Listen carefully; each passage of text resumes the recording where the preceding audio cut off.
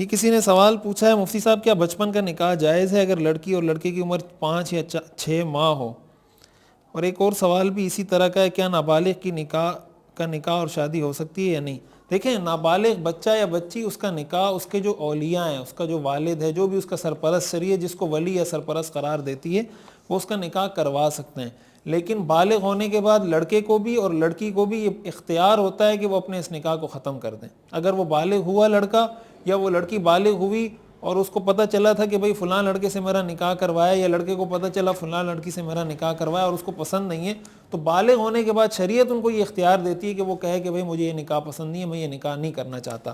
اس لیے، اور مشاہدہ بھی یہ ہے، تجربہ بھی یہ ہے کہ اس طرح کے نکاح بہت زیادہ ہر جگہ کامیاب نہیں ہوتے. یہ کوئی اچھا طریقہ نہیں ہے کہ آپ 6 مہینے کی بچی کا یا 6 مہینے کے بچے کا نکاح کروا دیں.